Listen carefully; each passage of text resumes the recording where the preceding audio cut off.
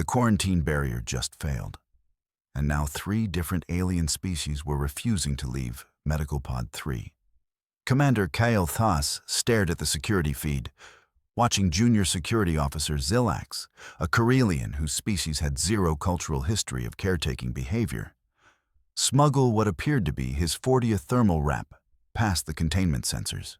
According to YouTube analytics, 99.3% of viewers are not subscribed. That's a huge number. By subscribing the channel that is completely free, you'll help support the channel and never miss fresh content. Behind him, navigation specialist Vexathul was somehow balancing an entire stack of heated blankets in his secondary arms while simultaneously disabling the pod's alarm system.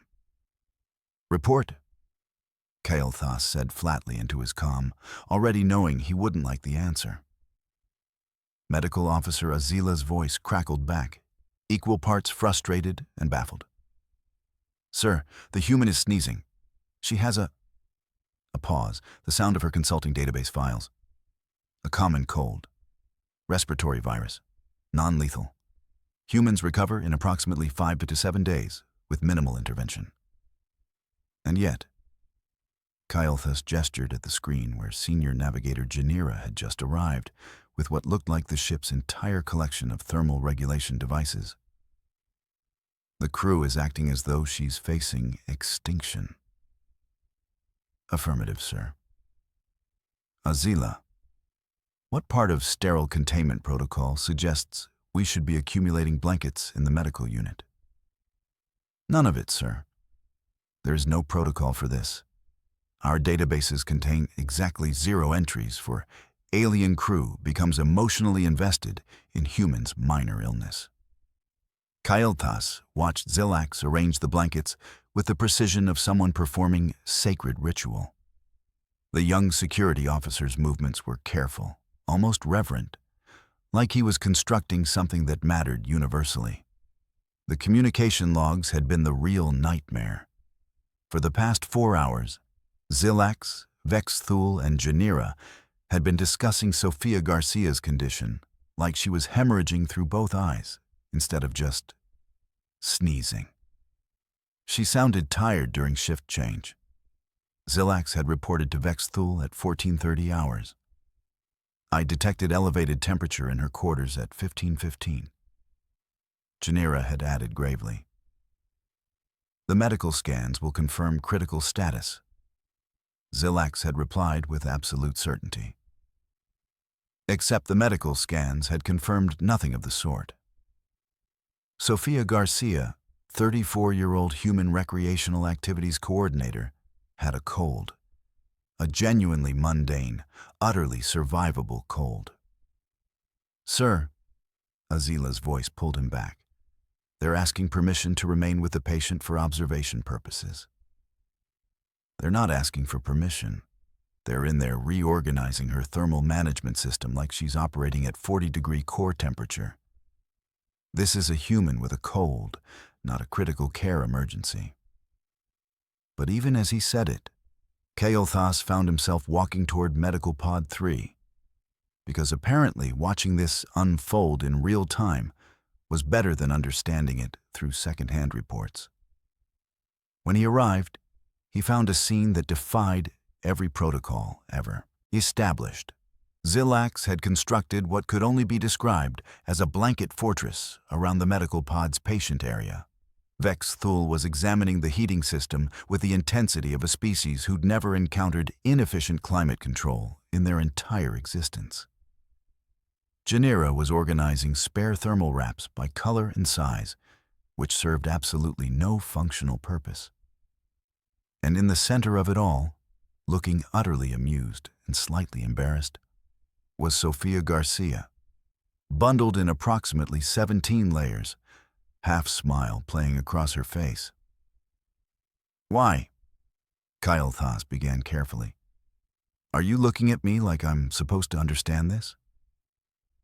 Why is Junior Security Officer Zilax smuggling 47 blankets into a sterile medical unit?" He continued, his voice carrying that particular edge that meant someone's duty roster was about to get very interesting. Zilax froze mid-fold, a thermal wrap hanging limply in his hands. Sophia sneezed and watched the entire situation escalate precisely 0% because everyone was already at peak escalation. Is that not normal? She asked, genuinely curious now, sniffling slightly. On Earth, we just kind of pile on blankets and call it the sick day special. You get uncomfortable, everyone brings you things. It's like automatic. Kael'thas's eye twitched. Azila's voice came through the comm. Sir, I'm reading new crew members approaching medical bay. They're carrying additional blankets. How many? Kael'thas asked quietly. All of them, sir. All of the blankets. By hour 6, Kael'thas had stopped counting blankets. He'd counted to 200 and something before losing track in Corridor 7, where an entire storage bay's thermal inventory had apparently been redistributed like sacred relics. Blankets hung from ventilation shafts. Blankets were stacked in emergency supply lockers with notes attached. For Sophia's comfort. Written in 3 different alien languages. Blankets had somehow migrated to the common recreation area, the crew mess, even the captain's observation deck. It was like watching an infection spread, except the infection was textile-based compassion. This is insane, Kael'thas muttered, stepping over a pile of heated wraps that someone had apparently decided looked better in the corridor than in containment. He arrived at Medical Pod 3 to find Vex, Thul, and Janira engaged in what appeared to be a carefully orchestrated renovation of the entire thermal management system. They'd physically rewired the climate controls, rerouted heating elements, and created what could only be described as a personalized comfort zone that made the regular medical pod look like a storage closet. Janira, Kael'thas said slowly. What are you doing to my ship's infrastructure? Optimizing, Janira replied without looking up. Her secondary eyes focused on something Kael'thas couldn't see in the control panel. The human's comfort requires precise temperature.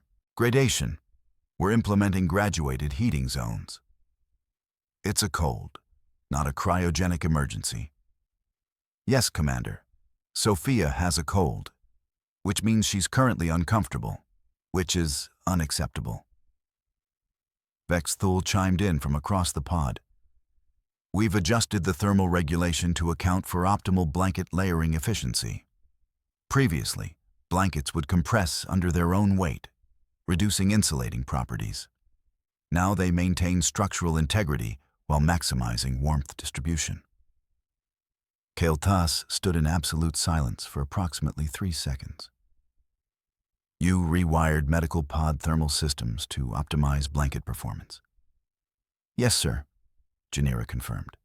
It was logical. Inside the pod, Sophia lay surrounded by approximately 40 blankets arranged in what appeared to be ascending order of softness. She caught Kael'thas's eye and started laughing. Actually laughing, despite the fact that she was clearly miserable. Commander, hey, you know what? I'm not complaining. This is kind of amazing, actually. You guys are really sweet. Azila appeared from the medical station, her expression caught between scientific concern and absolute exasperation. Her temperature is normalizing. By all metrics, she should be returning to duty in 18 hours. However, she gestured at the blanket situation. I can't prevent crew members from entering the medical bay to perform what they keep calling wellness observation. Then why is there a blanket fort forming around her medical pod? Kael'thas demanded. Zilax, who'd been arranging thermal wraps in the corner, straightened. It provides structural support for the blankets while maintaining optimal accessibility. Plus, he added with complete sincerity, it looks comfortable. That's when the fleet command communication came through. Admiral Korvax's voice was cold, professional, and deeply confused. Kael'thas, Why is your crew's productivity at 40%?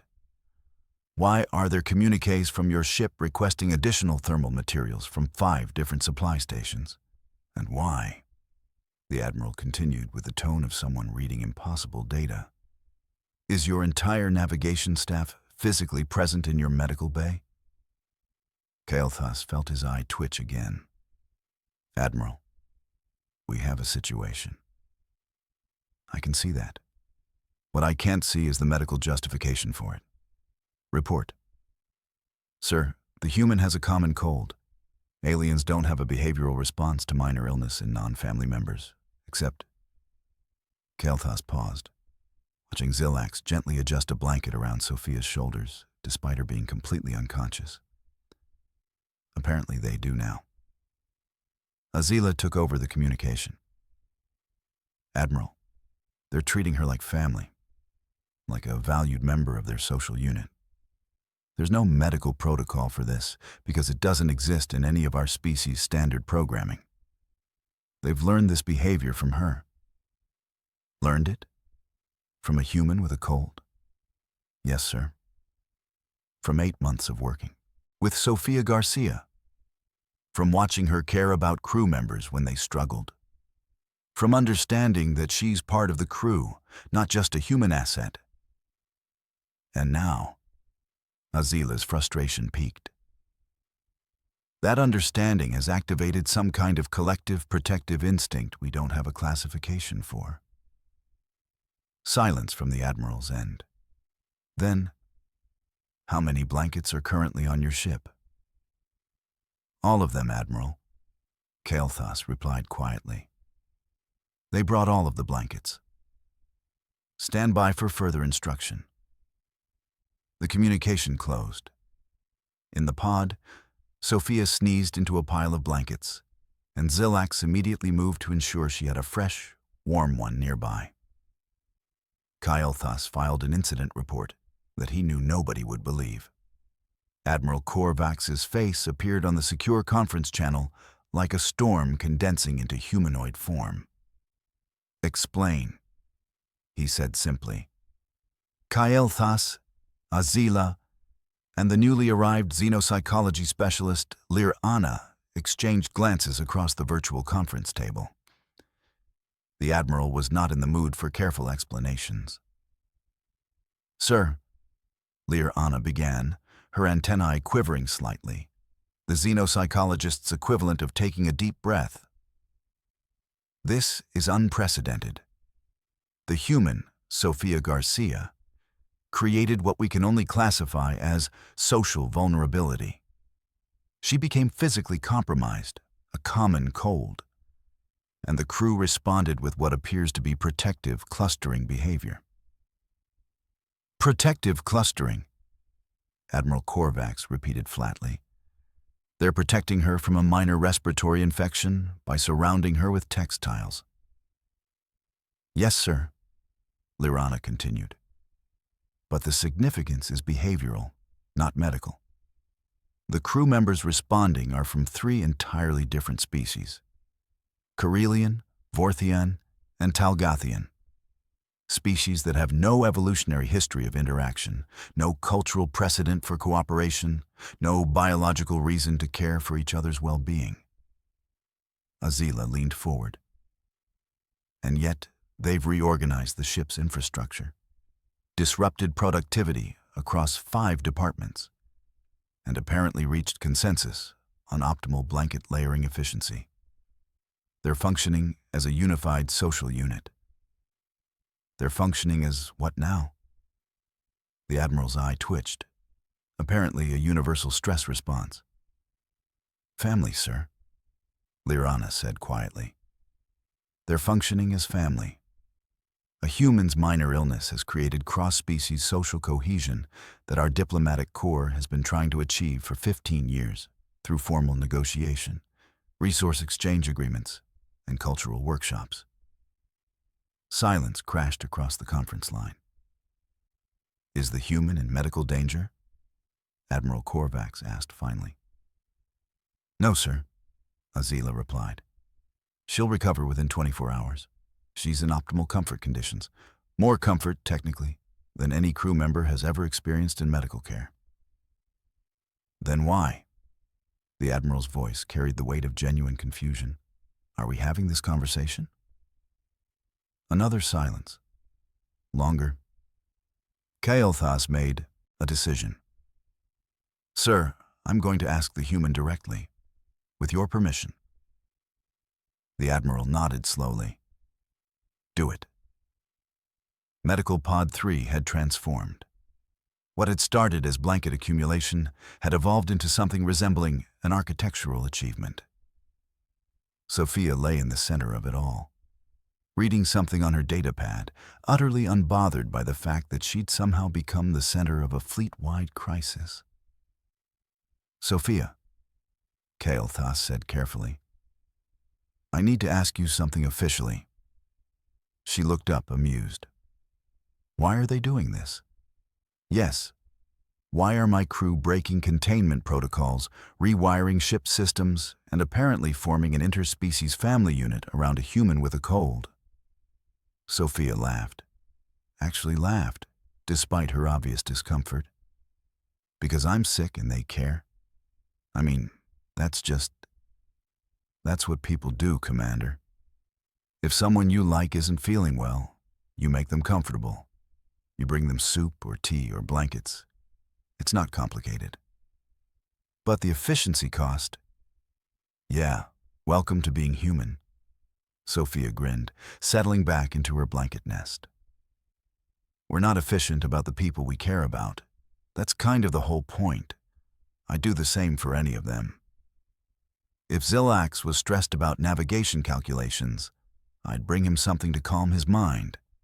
If Janira was exhausted, I'd make sure she had comfortable space to rest. It's not a transaction. It's just caring. Kael'thas stood absolutely still. Back in the conference room, Admiral Korvax was silent for a full minute. Then Liarana spoke softly. The human isn't superior, sir. She's just natural at inclusion. She brings species together without hierarchy or efficiency metrics. She doesn't create unity through protocol. She creates it through genuine relationship. So we let her rest, Kael'thas said, understanding crystallizing. We let the crew care for her.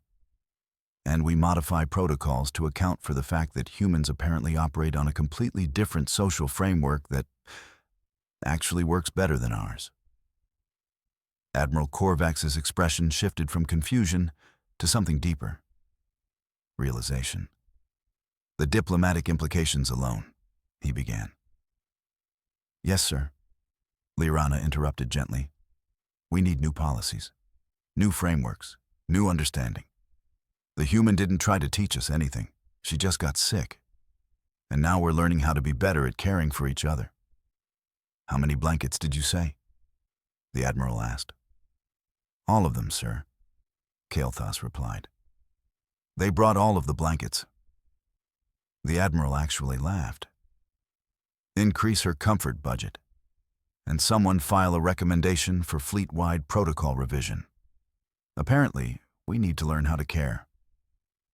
Day 2 arrived with Sophia's cold almost completely gone, and the crew's behavior exactly the same. More blankets, more checking. More of whatever this was. Azila ran the medical scans personally, her expression shifting from clinical to confused to something, approaching wonder. Physically, she's at 95% recovery. Temperature normalized, respiratory function restored.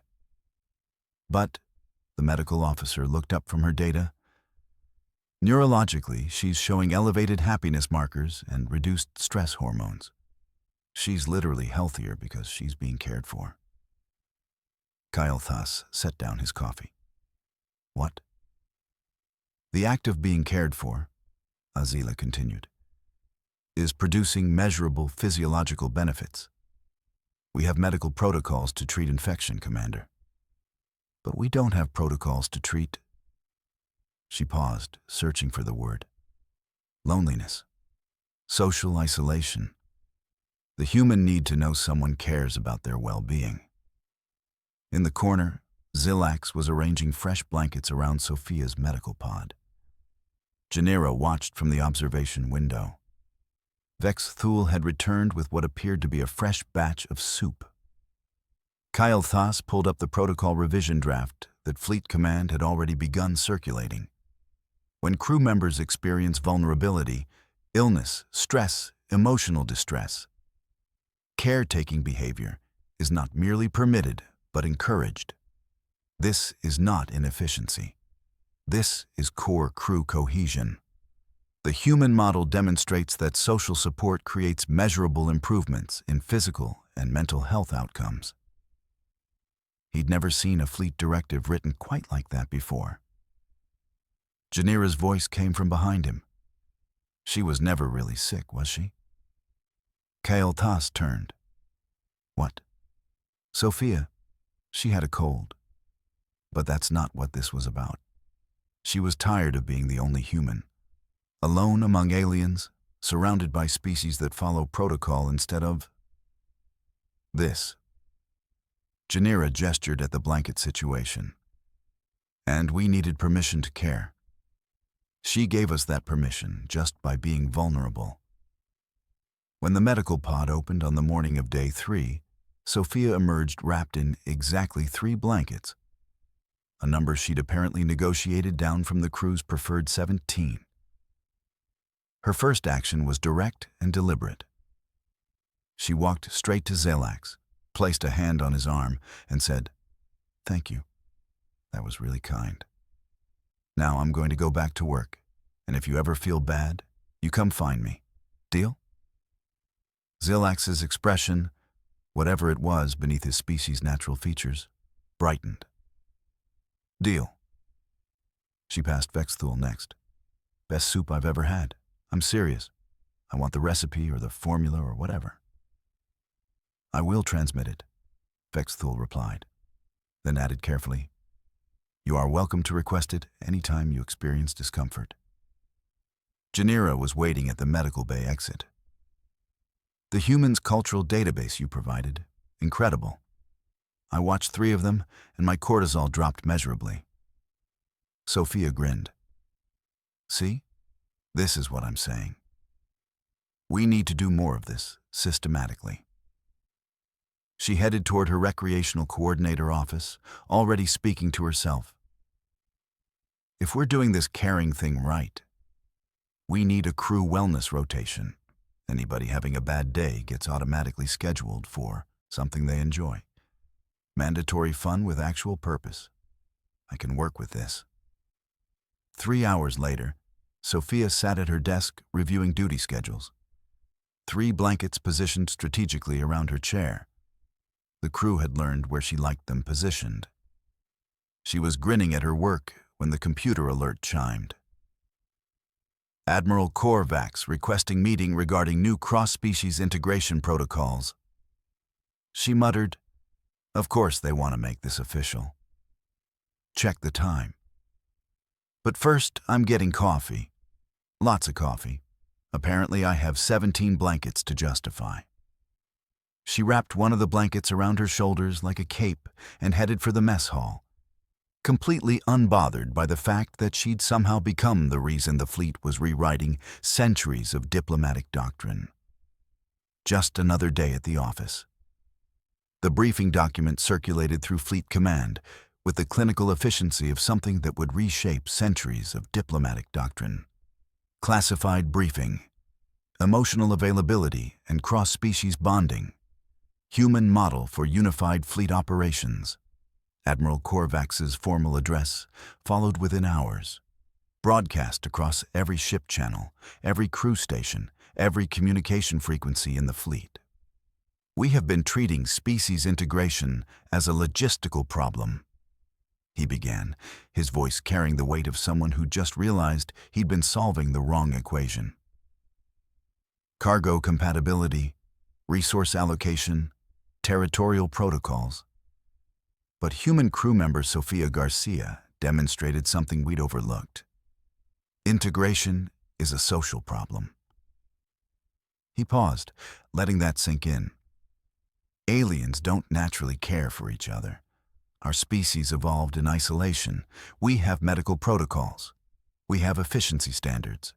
We have hierarchies and rules. But we don't have the instinct to simply care for someone who's uncomfortable. Humans make it easy to learn that instinct. Effective immediately, all crew members are authorized, encouraged, to support vulnerable teammates through caretaking behaviors. This is not inefficiency. This is operational resilience. The reactions varied across the fleet. Species with efficiency-focused cultures resisted. Others adapted immediately. Within days, the new protocols began spreading like Sophia's cold had.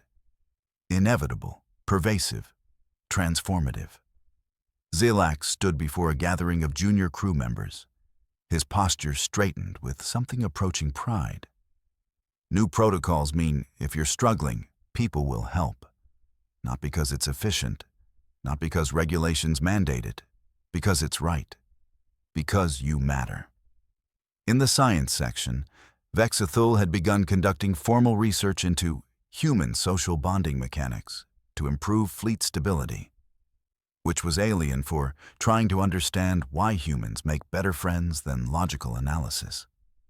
Sophia never knew she'd changed everything. She was just a recreational activities coordinator. She got sick. Her crew brought blankets.